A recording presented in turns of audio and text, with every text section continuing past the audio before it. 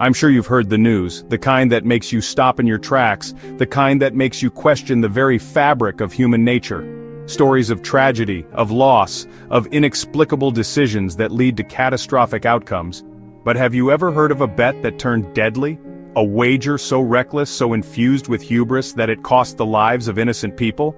This is not just a story, it's a cautionary tale, a grim reminder of the perils of arrogance and the high stakes of aviation. But have you ever heard of a bet that turned deadly? A wager so reckless, so infused with hubris that it cost the lives of innocent people? This is not just a story, it's a cautionary tale, a grim reminder of the perils of arrogance and the high stakes of aviation. Aeroflot Flight 6502 is a story you won't believe. It's a tale that defies logic, a narrative that seems more like fiction than reality. Yet, it happened. And it serves as a stark reminder of what can go wrong when ego and overconfidence take the controls. On October 20, 1986, a Soviet commercial flight, Aeroflot Flight 6502, took off from Yekaterinburg, then known as Sverdlovsk, bound for Grozny. It was a routine flight, one of many that crisscrossed the vast expanse of the Soviet Union. The passengers, 87 in total, were a mix of business travelers, families, and individuals going about their daily lives. They had no inkling of the drama that was about to unfold. Carrying 87 passengers took off like any other. The atmosphere on board was typical of any flight. Some passengers were reading, others were chatting, and a few were already dozing off. The flight attendants went about their duties, ensuring everyone was comfortable and safe. Little did they know the cockpit was about to become the stage for a deadly gamble. But what happened next was almost too absurd to believe. It wasn't a sudden storm or a mechanical failure that would seal the fate of Flight 6502. No, it was something far more insidious, something that lurked within the human psyche, pride and bravado. It wasn't turbulence, mechanical failure, or terrorism. It was a bet. A high-stakes, testosterone-fueled bet between Captain Alexander Klyayev and his co-pilot, Gennady Zhirnov. The kind of bet that makes you question the very nature of human decision-making, especially when lives are at stake. A high-stakes, testosterone-fueled bet between Captain Alexander Klyayev, a man known for his confidence and skill, and his co-pilot, Gennady Zhirnov, who was equally competent but perhaps less assertive. The bet was simple yet deadly. Klyayev boasted that he could land the plane in zero visibility, blindfolded. It was a claim that defied all logic and safety protocols, yet it was made in the heat of the moment, driven by ego and a desire to prove one's mettle. And his co-pilot, Gennady Zhirnov. Zhirnov, perhaps out of deference to his superior or a misguided sense of camaraderie, did not object. No one in the cockpit did. It was a decision that would have fatal consequences. Captain Klyayev boasted he could land the plane in zero visibility, blindfolded. Zhirnov didn't stop him. No one did. The cockpit curtains were drawn, the instruments were ignored, and the autopilot was turned off. It was a reckless act, a gamble with the highest stakes imaginable. They drew the cockpit curtains, ignored instruments, and turned off autopilot.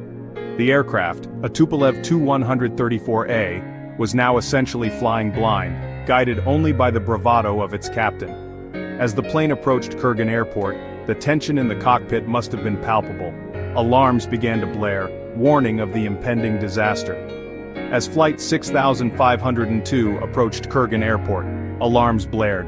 The ground proximity warning system, designed to alert pilots of an imminent collision with the ground, was screaming for attention. But in the haze of arrogance and the fog of a deadly bet, these warnings went unheeded. At 280 kilometers per h, the aircraft slammed into the runway, flipped, and exploded. The impact was catastrophic. The plane, unable to withstand the force of the crash, broke apart and burst into flames. The scene was one of utter devastation, a nightmare come to life. 70 people died, including children and families. Zhirnov perished. Klyayev survived. The aftermath was a scene of chaos and heartbreak. Emergency responders rushed to the site, but for many, it was too late. Families were torn apart, lives were shattered, and a community was left to grapple with the senselessness of it all. He was sentenced to 15 years but served only 6. The trial was a spectacle, a public reckoning for a man whose arrogance had led to unimaginable loss. Klyayev, once a respected pilot, was now a symbol of recklessness and hubris. His sentence, though significant, could never bring back the lives lost. This wasn't a technical failure, it wasn't a malfunction of the aircraft or an unavoidable accident. It was a human failure, a failure of judgment, of character, of responsibility. It was a stark reminder that in aviation, as in life, the greatest dangers often come from within. It was arrogance and bravado, taken to a lethal extreme. Why did this happen? How could experienced pilots make such a reckless decision? The answers lie in the culture of the time, a culture that celebrated risk-taking and machismo, often at the expense of safety and common sense, ego, hierarchy in Soviet aviation, and a culture that celebrated recklessness. In the Soviet Union, the aviation industry was a microcosm of the larger society, where hierarchy and deference to authority were deeply ingrained. Pilots were often seen as heroes and their confidence was celebrated. But this culture also had a dark side, one that could lead to disastrous consequences when unchecked, and a culture that celebrated recklessness. This culture of bravado and risk-taking wasn't limited to aviation, it permeated many aspects of Soviet life. From extreme sports to dangerous stunts, there was a fascination with pushing the limits, often with little regard for safety. Flight 6502 is a grim reminder. Aviation is about discipline and safety, not ego. The lessons from this tragedy are clear. In aviation, there is no room for arrogance. Every decision, every action must be guided by a commitment to safety and responsibility.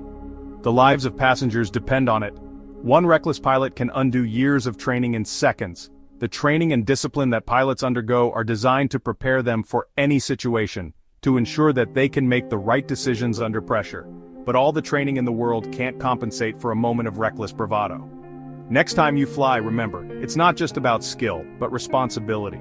The pilots and crew are not just there to get you from point A to point B. They are there to ensure your safety, to make decisions that protect lives. It's a responsibility that should never be taken lightly. And when that's gambled away, the sky becomes a tomb. The story of Aeroflot Flight 6502 is a haunting reminder of what can happen when responsibility is cast aside. The sky, once a symbol of freedom and adventure, can quickly become a place of tragedy. TLDR, on October 20, 1986, Aeroflot Flight 6502 crashed because the pilot bet he could land blindfolded. 70 people died. It's a story that defies belief, a tragedy that should never have happened. But it did, and it serves as a stark reminder of the cost of ego and recklessness. Because the pilot bet he could land blindfolded. 70 people died. The investigation that followed revealed the full extent of the recklessness that led to the crash. Memorials were held for the victims, and the aviation community was left to reflect on the lessons learned. Never underestimate the cost of ego.